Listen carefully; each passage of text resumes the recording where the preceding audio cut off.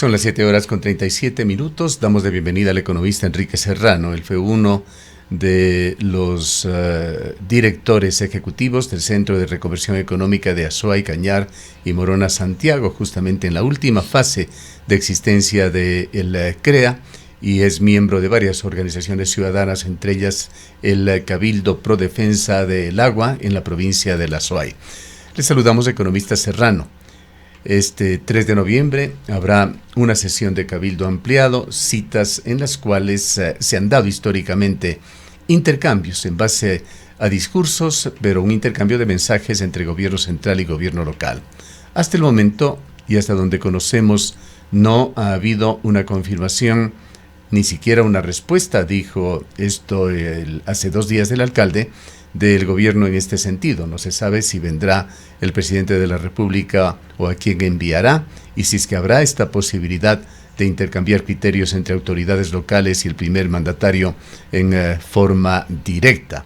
Quisiéramos conocer su punto de vista sobre esta relación un tanto compleja, difícil, que se lleva entre la provincia de Azuay y el gobierno nacional en temas claves tan importantes el día de hoy, como el de la protección de la naturaleza, la protección de las fuentes de agua, la protección de los ríos de la ciudad de Cuenca amenazados por la minería. Se ha vuelto tan crítica y habría mucha tela que cortar con el primer mandatario.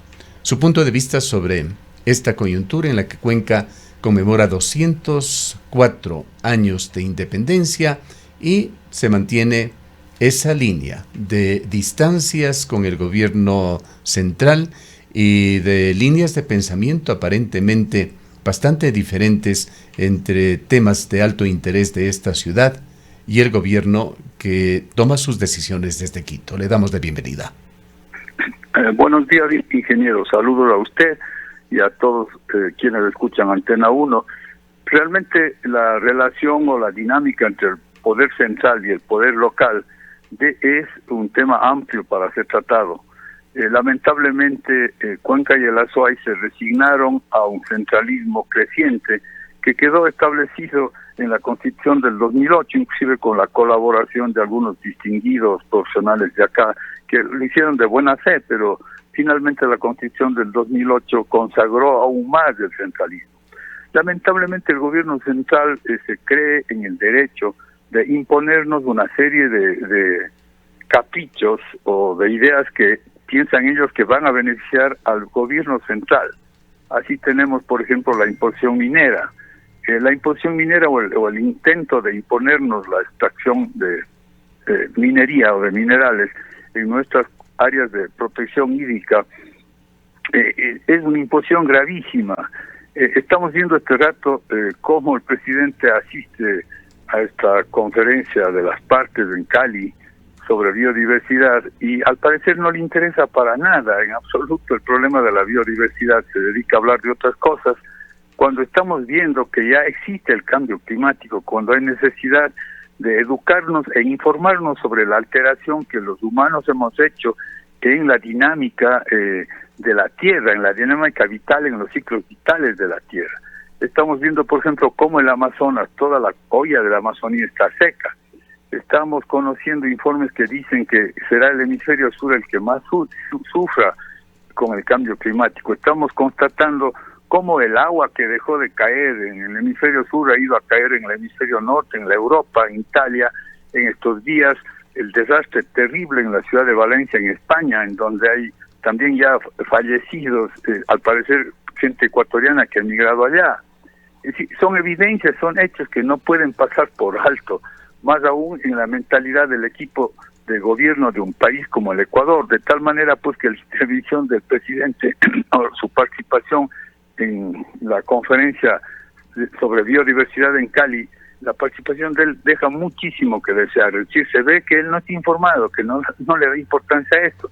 Estamos viendo que la crisis de la energía eléctrica justamente es por la alteración de los ciclos hidrológicos, por los ciclos del agua, porque en definitiva todo el Ecuador se beneficia, Ecuador y buena parte de Colombia, y de Bolivia también, y del Perú también, se beneficia de la evapotranspiración de toda la vía amazónica que ha sido devastada, que está alterada por la acción de los habitantes de esa zona, pero también por la excesiva idea de que la economía puede crecer, que podemos seguir explotando de manera infinita los recursos naturales de la tierra, sin que hayan consecuencias, sin pensar en los efectos negativos que eso produzca.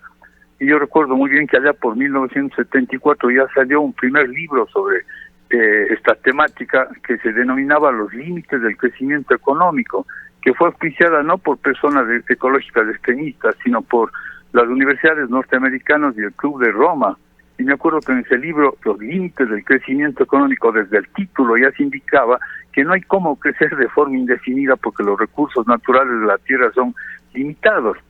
El panel intergubernamental de científicos para el estudio del clima nos ha alertado de lo que ya está ocurriendo.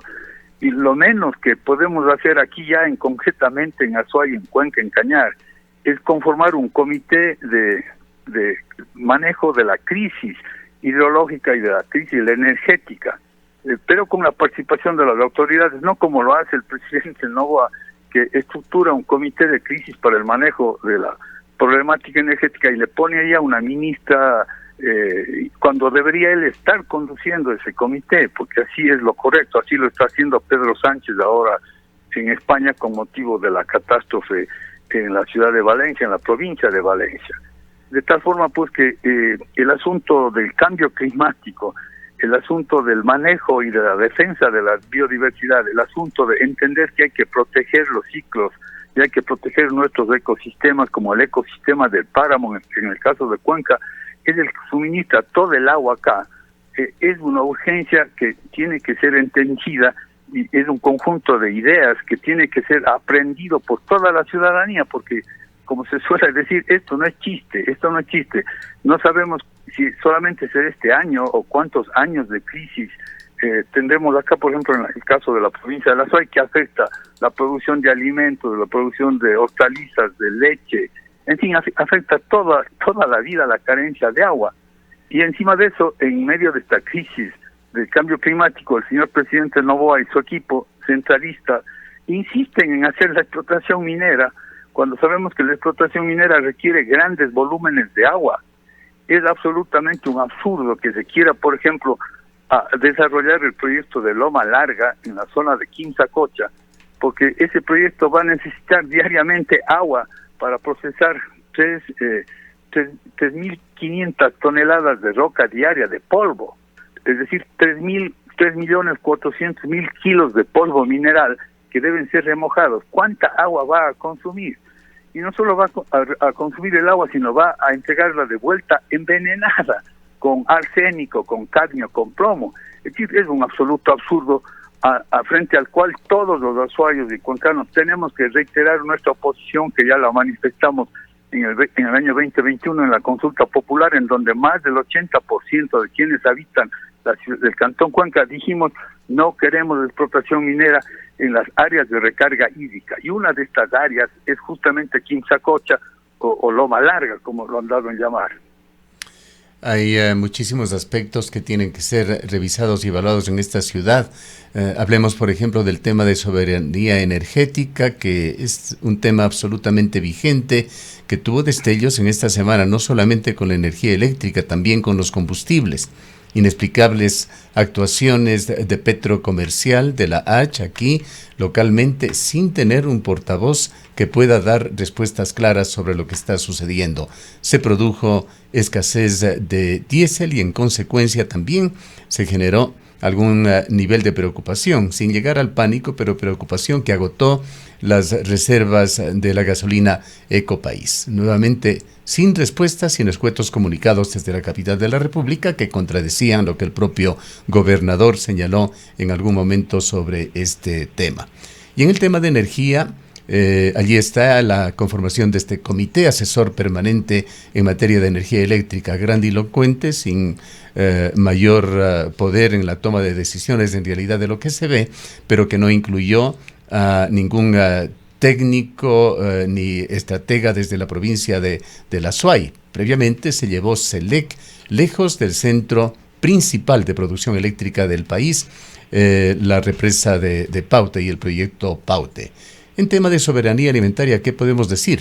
Las pésimas carreteras que ya nos hemos acostumbrado, pero que no dejan de reflejarse en esas encuestas del INEC mes a mes que dan a Cuenca esa calidad de ser la ciudad más cara del país. Por otra parte, una ciudad sin planificación de cercanía, con planes vagos, generales, que poco se conocen y que por lo general, cuando se los conoce, resultan malas sorpresas para la provincia de la Azuay en esa planificación centralizada que se hace desde Quito. Y este otro tema gravísimo que lo hemos comentado ya con los combustibles, entidades públicas en Cuenca que no son sino simples buzones, sin portavoces válidos, no tienen autorización para hablar, en muchísimos de los casos no les autorizan en Quito. Es una situación que no puede continuar así. Así es, ingeniero. Y mire usted, dándole mayor contenido al eslogan que nuestro alcalde lo pronuncia, amor por Cuenca. El amor por Cuenca debería ser justamente ya pensar en detener todos estos abusos y maltratos que nos hace el gobierno central. Como usted señala, en esto del combustible, se viene de nuevo, hay que traer al debate el asunto del poliducto Pascuales-Cuenca, una inversión mal hecha por el gobierno central, por Petroecuador, que ni siquiera nunca da ninguna explicación. Y otro problema grave, ve usted, el poliducto Pascuales-Cuenca terminó costando más de $700 millones.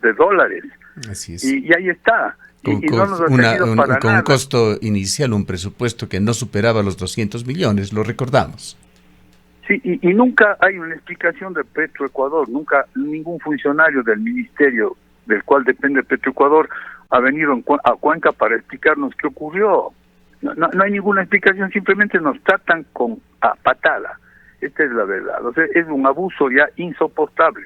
¿Por qué? Porque nosotros más bien preferimos el camino terresora de que con el eslogan de amor por Cuenca protestemos y nos hagamos sentir, mi estimado ingeniero Cardoso. ¿Qué se puede esperar en esa sesión de Cabildo Ampliado que se dará este 3 de noviembre? Bueno, los reconocimientos que ha hecho la institución municipal a instituciones y a personas, eso está muy bien hecho, eso estimula justamente el trabajo y el esfuerzo local. Pero del gobierno central ya sabemos la cantidad de mentiras que siempre hemos recibido, ¿no es cierto? Acordémonos lo que pasó, ha pasado en todos los gobiernos, pero creo que se llegó ya al sumum de la indolencia en cuanto a decir falsedades cuando estuvo de presidente el señor Lasso, que venía y nos decía en el asunto de vialidad tienen tanto, se va a hacer tales obras, y nunca se hizo nada. Cuando candidato lo dijo en esta emisora que iba a cubrir todas las deudas pendientes del tranvía. Y usted lo tiene, ingeniero, si tiene ese documento, tiene esa evidencia. Y pues por ahí vamos también con este actual presidente. Mire, en el asunto de electricidad, permítame hacer esta digresión. Cuenca y el Azuay tienen sus propias plantas de generación hidroeléctrica. Tienen las plantas de Saimirín y Saucay, el Egausto. Tiene la planta de Ocaña, en el caso de la provincia del Cañar. Tiene la planta de Gualaceo, una pequeña planta que funciona con el agua del río San Francisco. En fin, la municipalidad tiene la planta establecida en el relleno de basura del valle que utiliza el metano.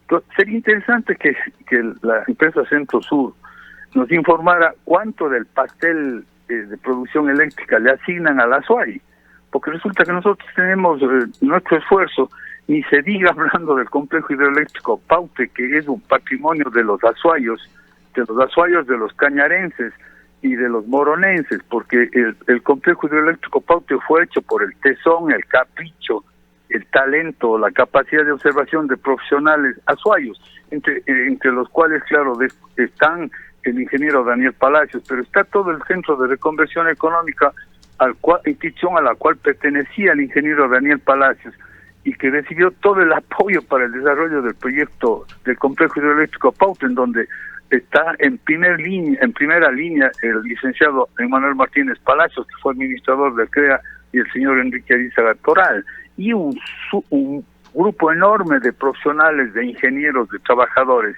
que hicieron esa obra.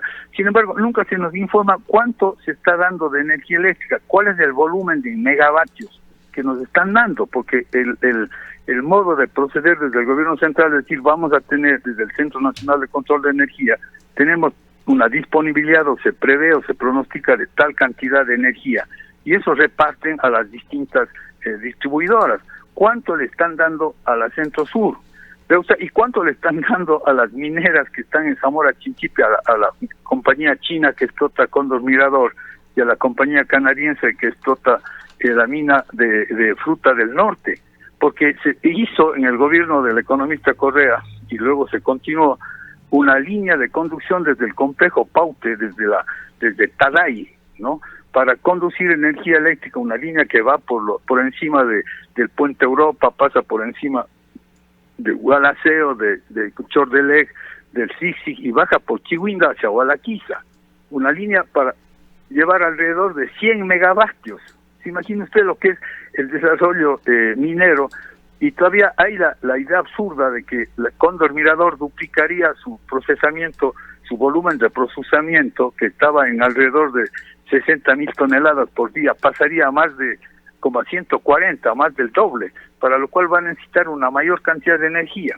¿En qué forma se está privilegiando la entrega de energía? Casi la cantidad o el volumen de energía que envían para esas dos compañías mineras es semejante o igual a la cantidad de energía que desde el Centro Nacional de Control, desde el SENACE, entregan a la empresa Centro Sur, a los más de 1 millón de habitantes que estamos aquí en las provincias de Sol, Cañar y Morona, Santiago.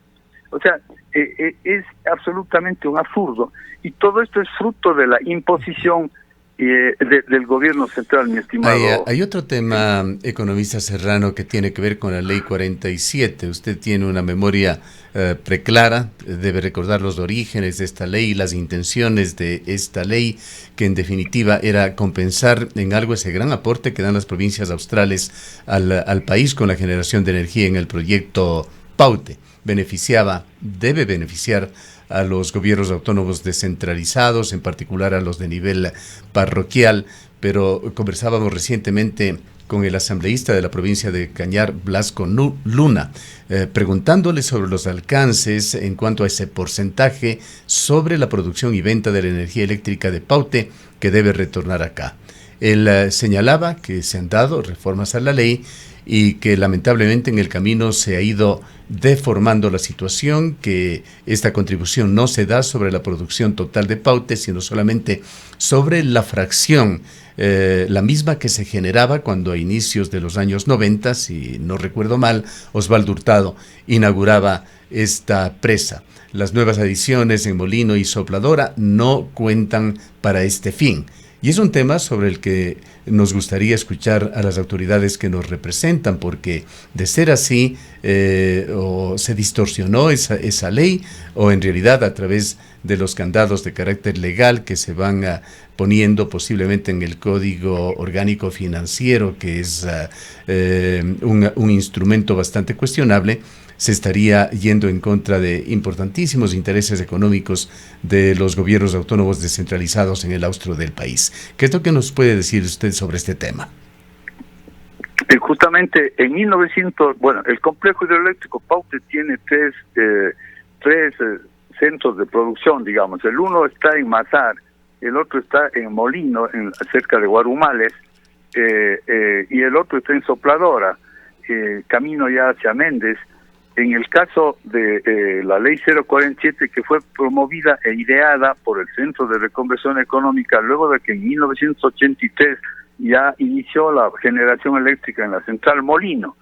Entonces, claro, se entendía que es sobre la producción de solo la central Molino, que al momento tiene una capacidad de más 1.100 megavatios de potencia, digamos, y genera energía, pero luego se construyó Mazar, y luego se construyó Sopladora, y entonces obviamente la intención o el espíritu de la ley era compensar a los grupos humanos y a las conjuntos y poblaciones que estaban cerca, que iban a sufrir los impactos también por inundaciones, etcétera, de la producción eléctrica, pero también era con el afán de que se protejan a las cuencas hidrográficas. Por eso es que en 1985 y un poco antes se fundó la Unidad de Manejo de la Cuenca del Paute, la denominada UMACPA, que tuvo entre sus programas justamente la determinación de áreas de vegetación y bosques protectoras en todas las zonas en donde esto era posible, y entre ellas todas las zonas de Quimsacocha y todas las zonas del Cajas, porque ahí se inicia el agua. Lamentablemente el centralismo, una vez que ya empezó la producción eléctrica, y por otro lado la falta de criterios, de unificación de criterios de nuestros representantes de acá, congresistas, asambleístas, miembros integrantes del Consejo Provincial, un poco echaron abajo esta idea de que sea sobre todo toda la producción que se origina en la cuenca del Paute. Y la asignación, permítame añadir, es muy importante. Se trataba del 5% de la facturación por la venta de energía que realice justamente CLGP. Así es, y buena parte de eso debía ir al centro de reconversión, ingeniero, pero el centro de reconversión fue siendo lastimado y justamente por los intereses politiqueros locales, ¿no? Entonces, el gobierno central nunca entregó los recursos al CREA y tampoco entregó a las municipalidades. Bueno, ahora se conoce que hay una entrega de una cantidad de dinero, pero el planteamiento nuestro debería ser que necesitamos más dinero para conservar las fuentes de donde nace el Paute, las fuentes de donde nace finalmente el río Paute están en el macizo del Cajas. Entonces es un nuevo absurdo del gobierno del señor Noboa y del equipo de burócratas centralistas no tener en cuenta eso. Es decir, el rato que promuevan la explotación minera, que la intención del gobierno no es solo en Loma Larga, ellos quieren irse a la ruta de cobre en Chaucha y de ahí quieren continuar, ¿no? Destrozarían el ecosistema del páramo y entonces se reduciría el aporte de agua y de energía eléctrica para el complejo Paute. Por eso es que los azuayos, los cañarenses, los que estamos aquí, tenemos que oponernos absolutamente al desarrollo de la minería en nuestras fuentes hídricas. Vea usted, en esto de la Comisión de Biodiversidad en Colombia, debía el Ecuador estarse muriendo de vergüenza, pero creo que el señor Noboa ni entiende ni le interesa esta materia, porque con el Cóndor Mirador nosotros estamos contaminando toda la cuenca amazónica porque está en la parte alta de los vertidos que hace la minera o las mineras que están allá, la Fruta del Norte y la Cóndor Mirador, van al río Zamora, el río Zamora baja, se junta con el río Pano, con el río Paute, hacen el Namangosa y luego el Santiago que desemboca en el río Marañón. Es decir, es una contaminación monstruosa. Y aún así, los gobiernos anteriores autorizan que se duplique la explotación en Cóndor Mirador. Es un absurdo. Entonces, de todo esto hay que hablar y ponerlo y conversar y hablar. Yo creo que al presidente no le informa la ministra Manzano de esta situación. De tal forma, pues, que en Cali el Ecuador asomaba como uno de los principales contaminadores de toda la olla amazónica, que después esa contaminación se devuelve con la destrucción de la biodiversidad, de la flora, en fin, de toda y nos devuelve con la sequía, porque se altera el ciclo biológico. De tal manera, pues, que déjeme añadir estos comentarios en torno al eje central que usted preguntaba, pero son fundamentales. Es decir, no es posible que sigamos con ese nivel de ignorancia y de desinterés por la realidad biológica, por la realidad nuestra, y que tiene que ver con la energía, porque la energía eléctrica es fruto de las energías naturales, es una energía natural, descubierta y utilizada por el ser humano, pero que está vinculada con todas las otras energías, y de esto tenemos que ser conscientes todos, porque inclusive podemos quedarnos hasta sin agua. ¿Se imagina usted lo que sería una instalación minera en el macizo del Cajas? En fin, es una serie de absurdos. Por eso es que la idea era de que esos recursos en gran medida vayan a la protección de las fuentes de donde nace el río Paute, para justamente, eso se hizo en el año 85, pero lamentablemente después vino este arrebato minero y entonces dejaron de lado, y entonces empiezan a hacer concesiones mineras como esta de Loma Larga, justo en los bosques protectores, en la área de vegetación protectora, justamente de protectora de la recolección del agua. A propósito, economista Serrano, el Cantón Santa Isabel está convocando a su población para este 7 de noviembre justamente para dar pasos definitivos hacia una consulta popular sobre este mismo tema en este cantón, que se sumará posiblemente a las posiciones que han asumido Girón y Cuenca. Así es, ve usted lo que está pasando con el río Santa Bárbara en la zona del Sisi, en los nacimientos en el macizo del Matanga. Es decir, se ha reducido el volumen de agua y hay un envenenamiento de las aguas de todo el río Santa Bárbara. Me parece excelente que en Santa Isabel se tome conciencia, todos los azuayos, todos los que habitamos en este lugar natal,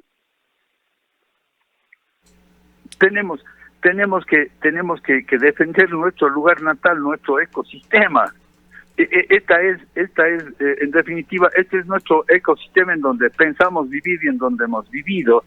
Inclusive en un momento era tan bella, sigue siendo tan bello este lugar, que hasta empezaron a utilizar el nombre de Arcadia en una serie de denominaciones de terruños, de fincas y más. Es que este es una Arcadia, es una maravilla de ecosistema, de eso no nos damos cuenta nosotros, y eso es lo que tenemos que defender, porque eso es lo que está primero. Entonces está muy bien lo que está haciendo Santa Isabel, el Consejo Cantonal y más, y nosotros los del Cabildo por el Agua estamos dispuestos a dar nuestro apoyo total a esa iniciativa, estimado ingeniero. Bien, para finalizar, economista Serrano, si no es este 3 de noviembre, posiblemente el presidente no vendrá, será entonces la cita iberoamericana de presidentes la ocasión para hacerle llegar un claro mensaje al presidente Daniel Noboa sobre estos temas. Así es, fíjese que esta cumbre inicialmente tenía como temática original la sostenibilidad, pero fue el presidente Noboa con sus ministros los que hurgaron y rompieron esa decisión de la Secretaría que está en Madrid para dividir en varios temas y ahora hablar de la empleabilidad, algo así, ¿no? Como que, ¿cómo vamos a tener empleabilidad si no hay energía eléctrica? ¿Y cómo vamos a tratar de tener energía eléctrica si no cuidamos del ecosistema nuestro? Si no, probablemente para esa cumbre vamos a tener dificultades en la vialidad, en el suministro de energía y acaso hasta en el suministro de agua si este estiaje se prolonga justamente por causas del cambio climático. De tal forma pues que el presidente y su equipo deben centrar su interés, su inquietud, su curiosidad intelectual en lo que es pertinente.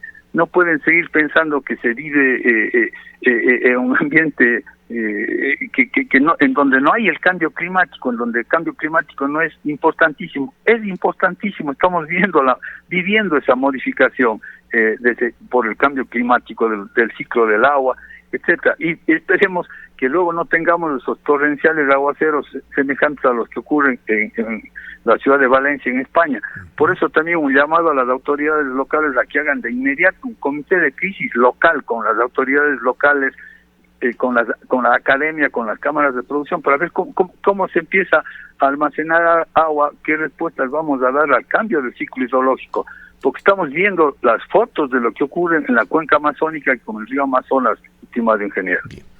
Muchas gracias por habernos acompañado en esta mañana, economista Serrano. A usted muchas gracias, ingeniero. El economista Enrique Serrano fue director del Centro de Reconversión Económica de Azuay, Cañar y Morona Santiago, su director ejecutivo, y miembro del Cabildo Pro Defensa del Agua en la provincia de Azuay.